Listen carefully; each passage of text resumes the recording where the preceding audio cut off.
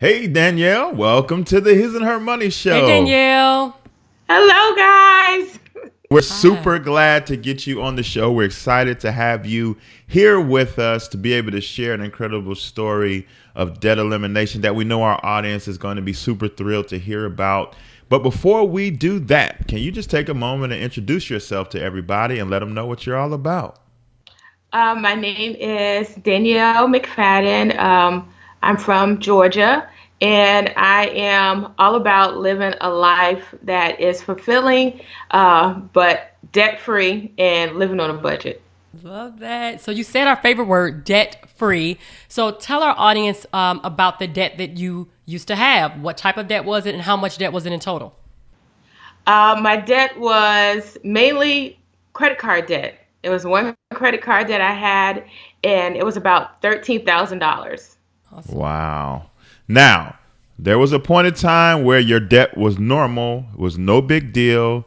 It's what you did, it's what everybody around you did, but then something shifted, something changed, and you felt as though, although this is what you were used to, it's not what you wanted in your life anymore, and you wanted to do something differently.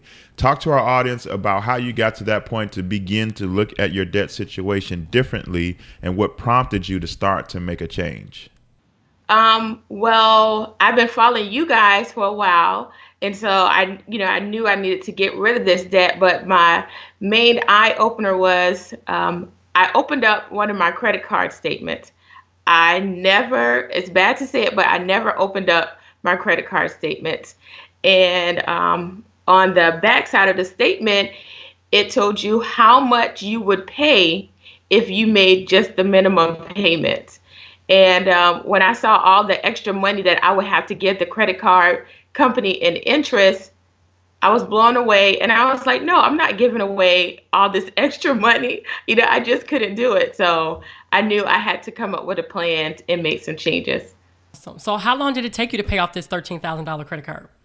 It took me 8 months. Wow. Amazing. So you wasn't playing no games, huh? I wasn't playing any games. Wow. So let's talk about this then. You decided after you opened that credit card statement and you saw the money that you were giving away, and that frustrated you a little bit and it made you want to do something different. But what you were getting ready to do was different in the behavior that you had in the past. So the first thing you had to do was change your viewpoint, your mindset. How hard was that, and how were you able to begin to shift your thinking in regards to your spending and your debt accumulation? The first thing I did was I did 1 month where I didn't spend any money on anything that wasn't a necessity. And that allowed me to see how much extra money I was wasting each month. So after paying rent and, buying gas, food, paying the utilities, I realized I had so much money left over. And the months before that, I was just blowing it away. I thought I was a responsible person because always been really money conscious. But when I sat down, I saw I have so much money. Where is it going? I had no idea where it was going. So I created a budget and start knocking this debt out. Awesome. So let's talk about some of the strategies that you put in place once you said, okay, I want to knock out this debt. So you went on a total spending freeze for 1 month. And then what did you do after that? After that, that's when I started doing the zero-based budget. And every extra dollar that I had, it went towards the credit card. My biggest thing was I spent a lot of money on groceries because in my mind, I'm a chef. And so I would change up my meals every night. And I realized I was wasting so much food as well. So the budget is the main thing that helped me. I mean, zero base, no penny was unaccounted for. Awesome. Now, we want our audience to learn from the good and the bad. So talk to us about what was the toughest part of this journey to debt freedom for you. The toughest part was sometimes feeling a little lonely. When my friends and family would get together, they might go out to dinner or whatever, and I would have to say, no, I can't go it can make you feel a little isolated. But then there are free things that go on in the community, like where I live, they had jazz in the park. So I could go to those things without feeling too deprived.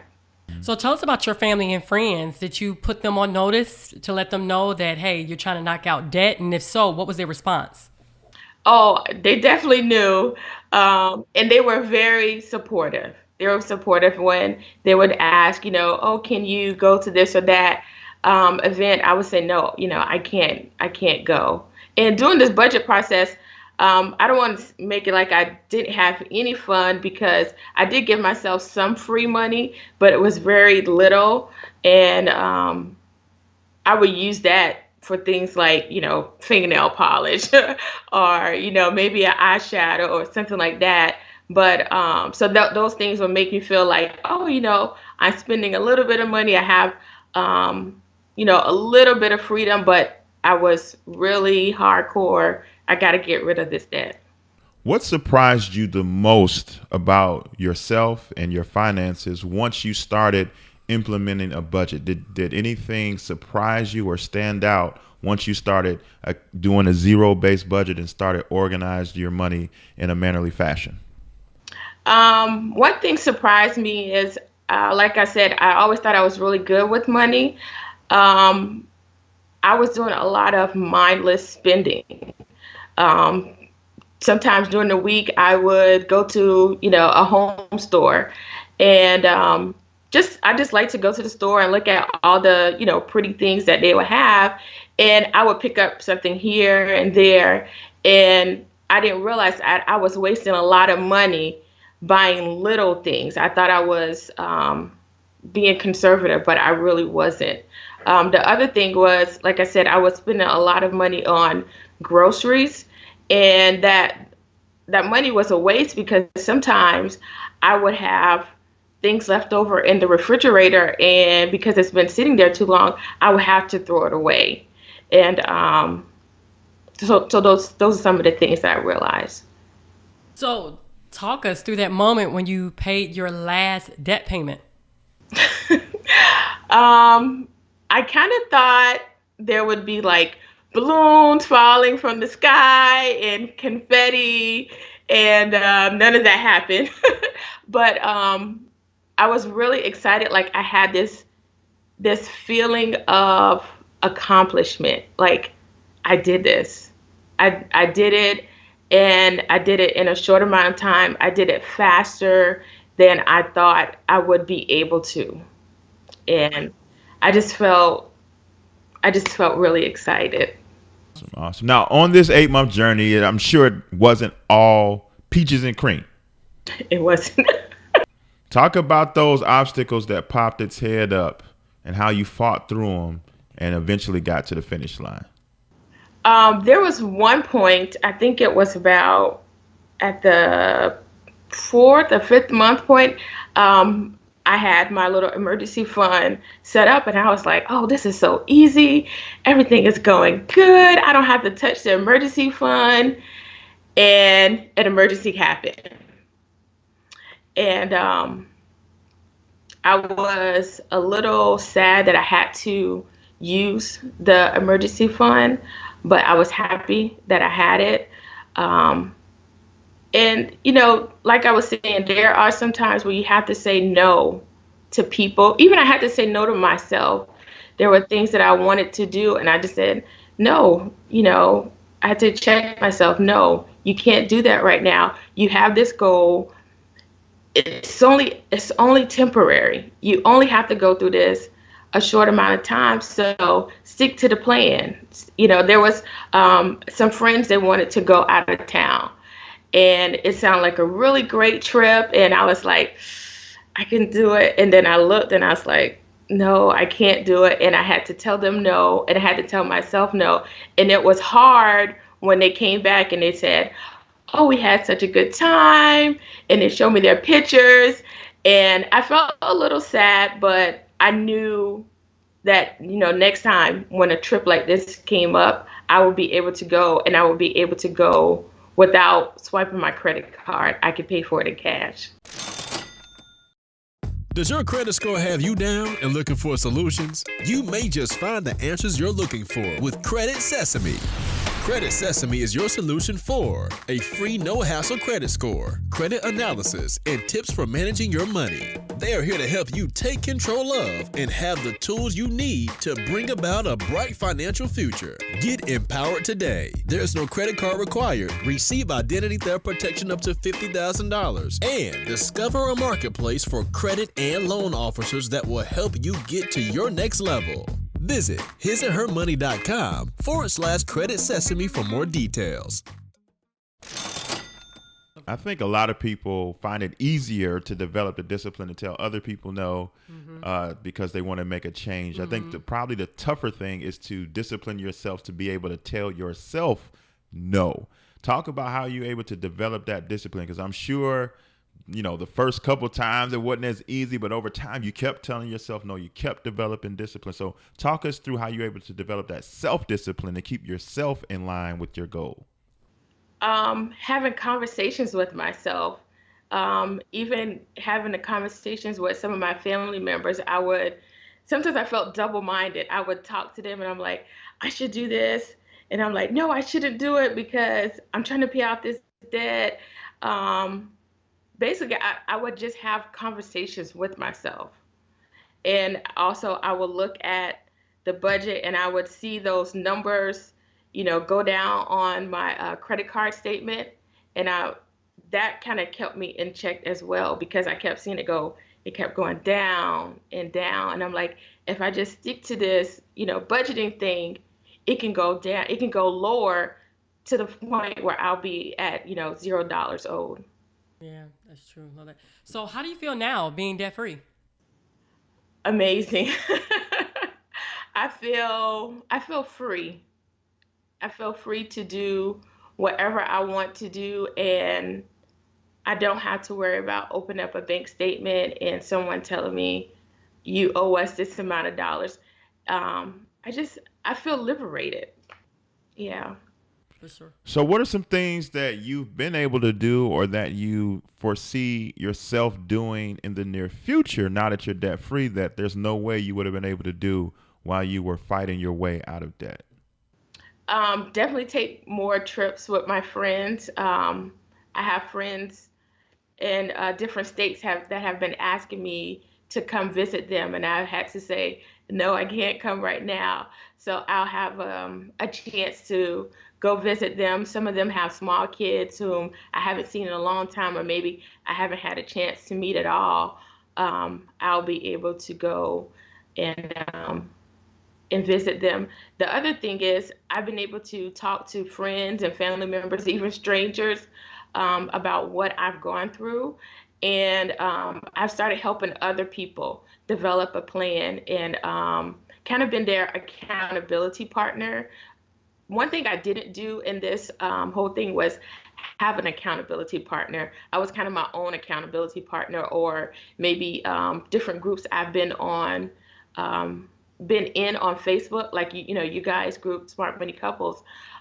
Those have kind of kept me accountable. But I think when we have someone that we talk to and you sit down and they know what you're supposed to do, and kind of keep you in check, that really helps. So I'm being an accountability partner or financial coach for friends, family, and just folks I've met along the way. So talk about that feeling. How does it feel to first find yourself ripping open this credit card statement and feeling the frustration and the weight of your financial debt, to now being able to, like you said, help other people on their journeys? I mean, talk about the paradigm in the way that feels from that moment to this moment. Now you were at a place where you were trying to figure things out, and now you're helping other people figure things out. It feels great. And I feel that I am able to understand when they're having a struggle, when they're saying, well, I kind of made a mistake. I'm able to be sympathetic, but also say, hey, you know what? That's fine. You made that little mistake. Let's start back over. Let's get things going.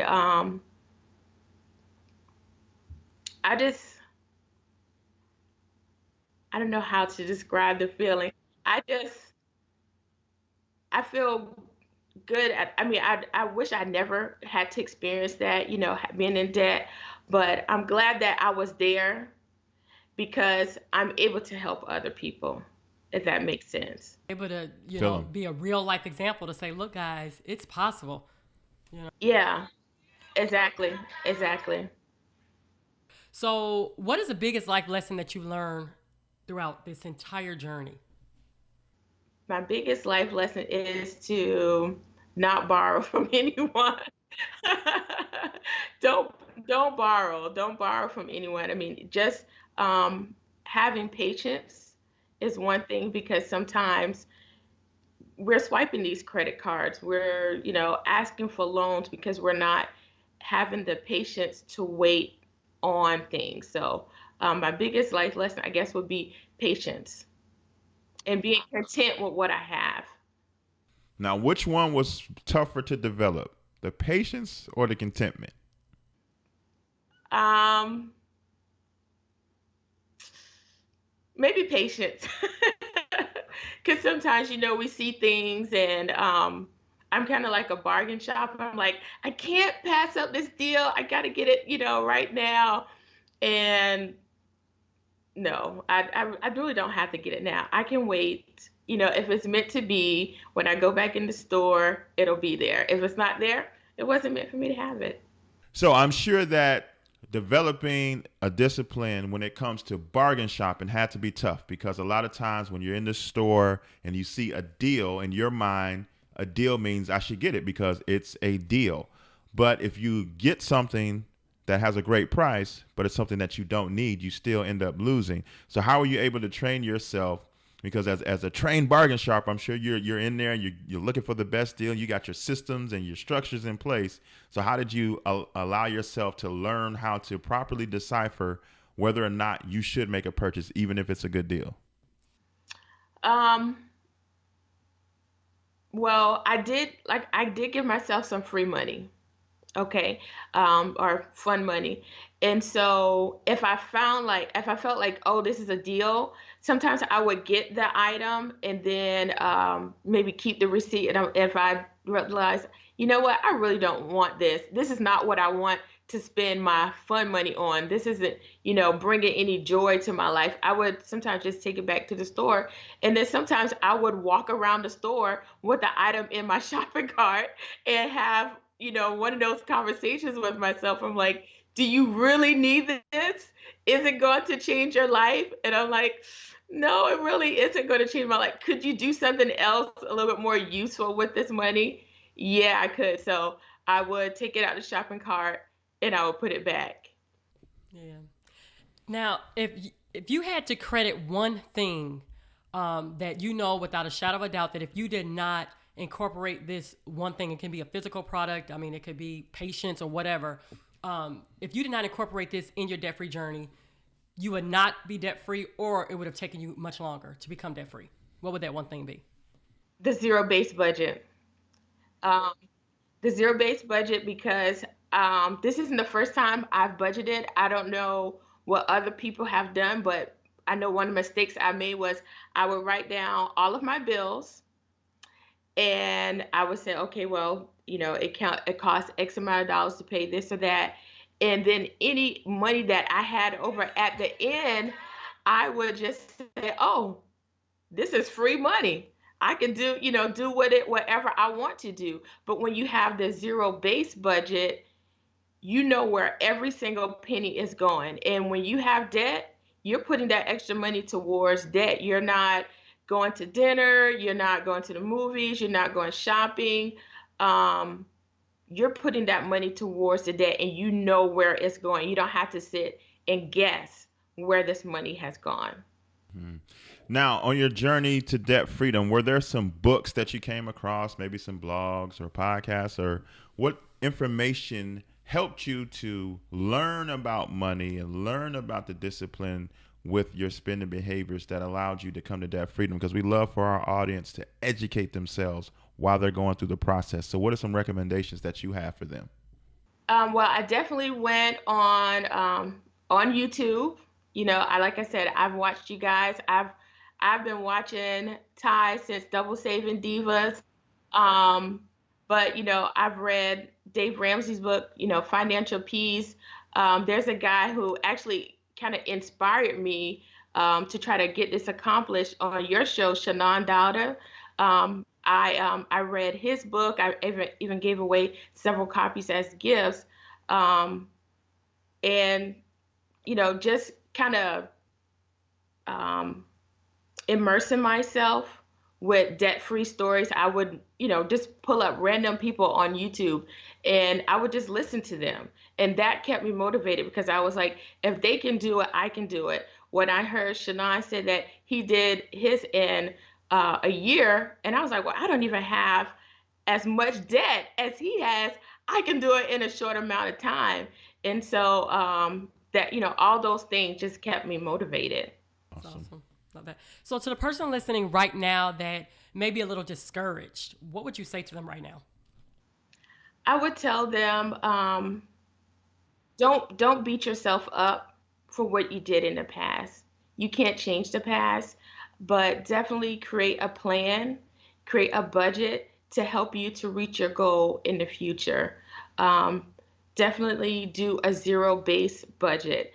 Tell your friends, tell your family so that they'll be supportive. If you have to get a financial coach, if you have to just get a friend and say, hey, this is my budget. I want you to go over this with me so that you have someone that you're accountable to. Another thing that I didn't mention was the envelopes. That really helped to be able to pull cash out, put it in those envelopes, and once the money is gone out the envelope, it's gone. So that really helped me. And I think no, and I think that will help someone else who may be struggling right now. The envelope system. Yes, and the zero-based budget and have an accountability partner. Danielle, this has been incredible. I mean, you blew through all that debt in 8 months, man. You were focused and you were determined, and now you are debt free. So thank you so much for taking time out of your schedule to share your incredible journey with our audience today. Thank you, Danielle.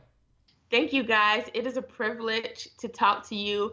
I just want to thank you for all that you share on your YouTube and your Facebook. It definitely keeps me inspired, and I just feel like you guys are a blessing in my life, as well, I'm sure, as other people feel that you are a blessing in their life. So thank you all very much. Thank you.